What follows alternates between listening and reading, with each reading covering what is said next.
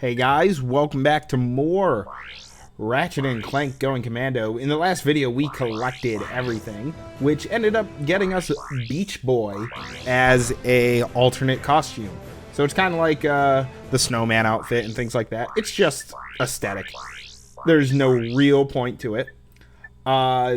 We have shortcuts, which allow us to go to any place that we have already visited. You'll be seeing the Insomniac Museum next day.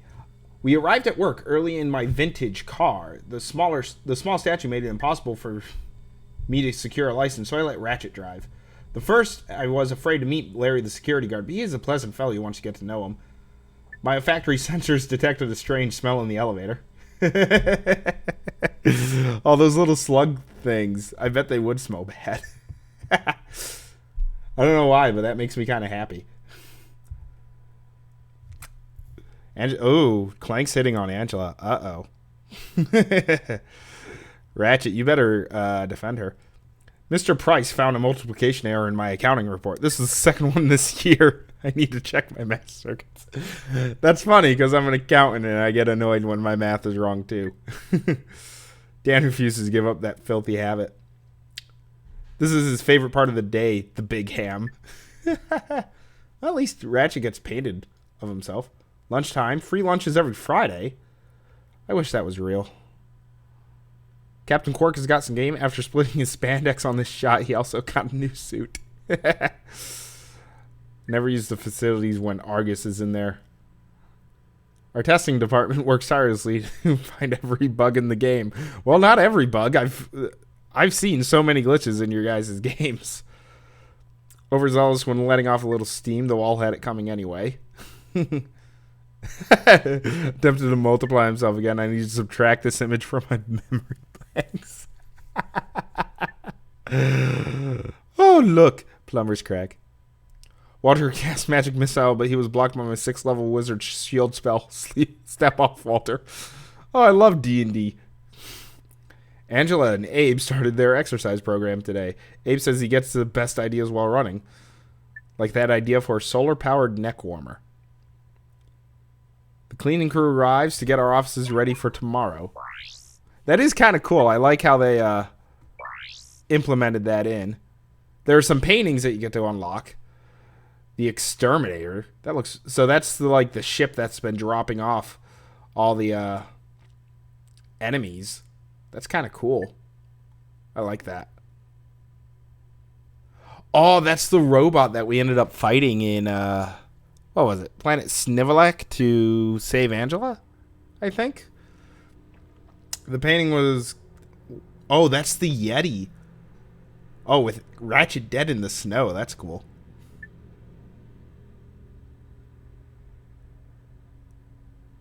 That one's just out in... That one's out in space. That's kind of cool. The text is scrolling too fast for me to read it. What is that? A mothership? Huh. More of the... We never got to see that. This character is mysterious and you don't really know who or what it is until you've played the game for a while. Is this hinting towards number 3 or is... More endorsement deals. Mega Burger. Ratchet and Clank cereal. Quark action figure. Well, that one would actually sell. 1-900-555-2255. 4 billion bolts for a ship. Yeti and a soda. And Ratchet and Clank. Awesome. So there are Sheep Blasters is kind of like a mini what game am I thinking of? It's not Galaga. Is it Galaga? Well, it's not Space Invaders, because Space Invaders you have the things to hide under. Maybe it is Galaga then, because the sheep will move closer to you every time they move up and down. I think they can only move a certain number of, like a certain amount of space away from you. It gets closer as you go through levels. You can end up doing this with a second player. For some reason, player 1 is on the right and player 2 is on the left. I don't understand, but you can end up doing this with friends to, eliminate these sheep even quicker. and end up getting more points. I think it gets harder with 2 people, though. Granted, you can, you know, organize the way to hit things and have one person take the top and one person take the bottom. But I mean, it's an interesting game. I mean, there's not really much to it. As you can see, the sheep are slowly moving closer to us. They're firing their little mine things against our kilinoids, or are these synthnoids? I think these would be synthnoids. But yeah, I mean, it can just go on and go on until you get bored with it. So, I think I get to level 4 or 5. If you haven't figured out that this is post-commentary. I might get to level 5. I don't remember. But yeah, they start firing their mines a lot quicker.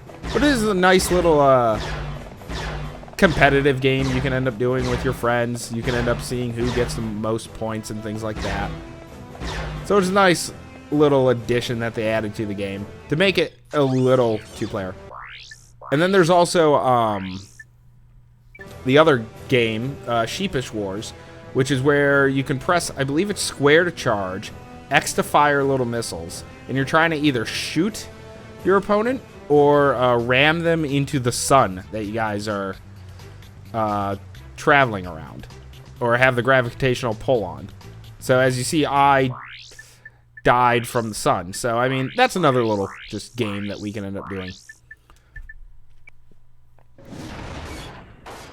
So the sketchbook, I like when you unlock sketchbooks for games. Like, I believe not Ratchet Clank, Crash Team Racing was a great way to get a sketchbook. Beat the game 100%, just collect all the CTR tokens and things like that, and bam, sketchbook. This, I think you only needed to get like maybe 20 platinum bolts or something like that to unlock the sketchbook. And the sketches are pretty cool.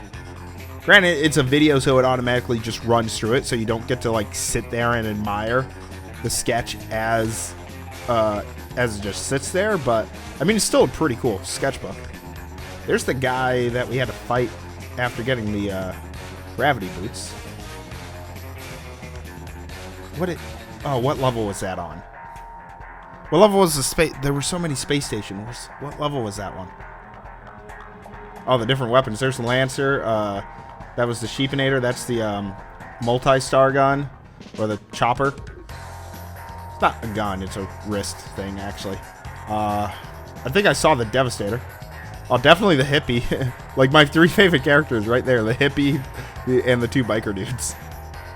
Granted, the mathematician is one of my favorites just because he's a math person. The various armors that you can get, and some of the various weapons. But not the final armor. I'm surprised they don't show that off.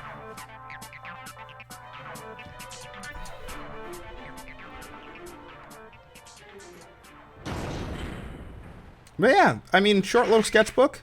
I never noticed that there's a 2 in the title. And I've owned this game and played it for like 12 years. We got credits and a making of video. I don't remember which one I show first. Canceled commercial.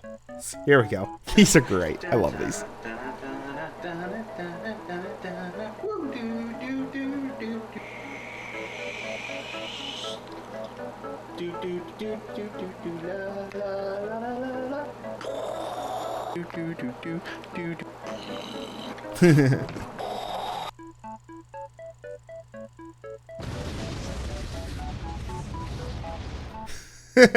Yeah, the 2 that goes from Clank down to Commando. I never noticed that one before. This is the test of the mini rocket gun, the rocket launcher from Ratchet Clank going Commando.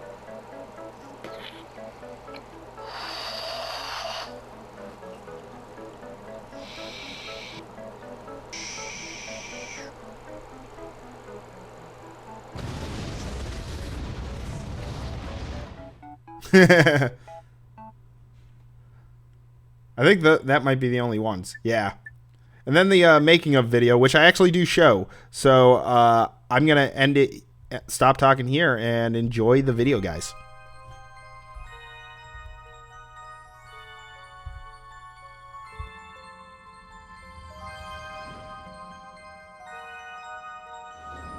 Ratchet & Clank Going Commando is an explosive game. I think that's probably the best word to describe it. The weapons that you get, the upgrades that you get, and the enemies that you face create carnage.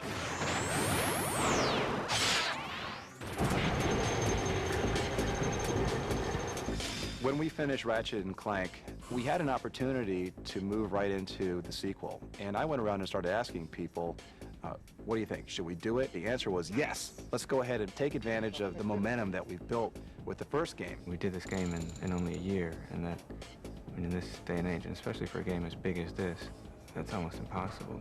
I'd say it is impossible if you're not coming off of a running start. We had strong RPG elements, we had very strong action platformer gameplay, and we're bringing all of those elements to the new game, and then we're upping it. I think what really made Ratchet & Clank popular was all these weapons. People just wanted to go and blow shit up, and we want to take that to the next level. With Ratchet & Clank 2, we want to say, okay, we're tripling, we're quadrupling your firepower. It's all about blowing 10 times as much shit up.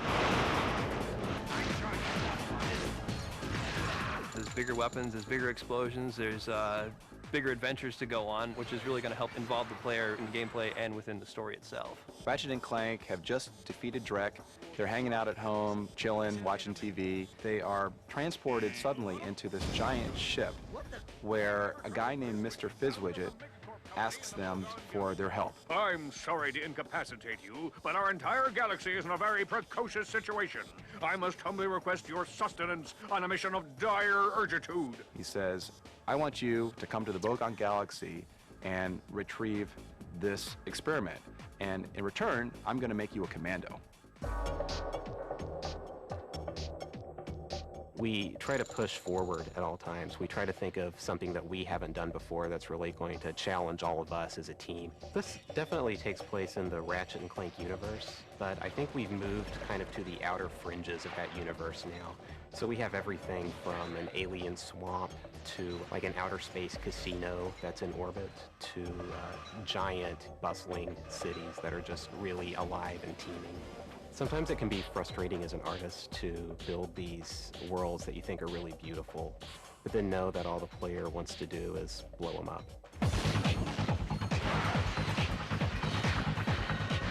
What we wanted to convey is just the feeling of raw power that the player has at his fingertips. Ratchet has an arsenal of some of the coolest weapons I've ever seen.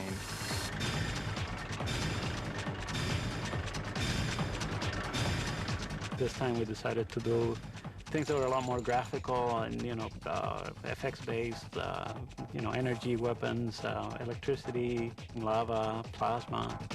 We have the mini rocket gun. It's very similar to the Devastator, but much more powerful this time. Synthenoid is a small character who has a weapon for an arm. He'll fly like a little angel above your shoulder. There is a throwing star, which is your boomerang style. It bounces off walls, takes out enemies. It has a seeking advantage to it where it will actually find your enemy for you. I've sometimes started over a weapon because people look at it and go, oh, that's good. I got to start over. That's not good enough. When you show a finished weapon and people look at it and go, whoa, you know you did your job good. The changes from level to level as you progress in a new Ratchet are extraordinary. The enemies get much tougher, their attacks are stronger, and you as the player need to find ways to combat that. We definitely wanted Ratchet to improve over the course of the game. So now his health increases. He actually gets experience from his enemies. His weapons improve based on which weapons he's using or how often he uses them. And he has the chance to evolve over the course of the entire game. We've created an experience system whereby your own ability to do damage increases the more enemies you kill, and your weapons also gain experience and go through upgrades, so that by the end of the game you're maybe 100 times more powerful than you were at the beginning.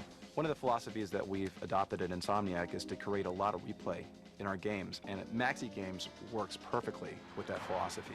Maxi games are an evolution of the mini games. It's an opportunity for players to make money, to gain experience, and to play something fun. I love the hover bike races, and the reason I love it is because of the sense of speed that you get.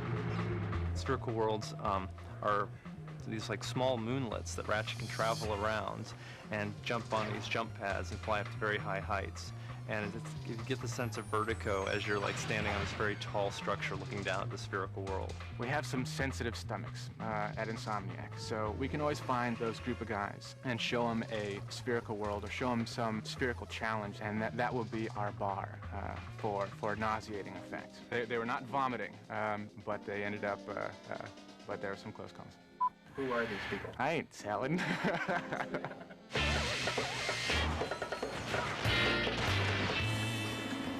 I see it's time to update my security forces.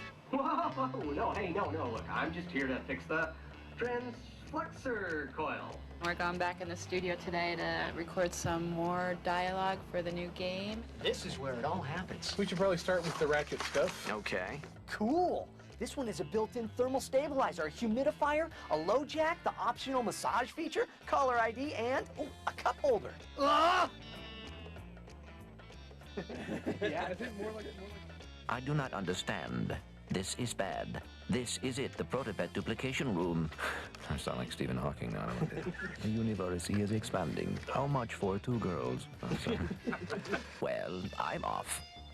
Clank doesn't use contractions. Son of a... Well, I am off. Ratchet & Clank Going Commando is not just a character action game. It's something that we can't even define at this point because we've added so many elements from other genres into this game. We've taken a whole host of attributes of RPGs and brought them into the Ratchet universe. Ratchet gets much stronger. Ratchet has experience points. There is a whole range of weapons that Ratchet can use. There's really no end to it. We really try to push it so that players get the satisfaction of blowing the crap out of the enemies.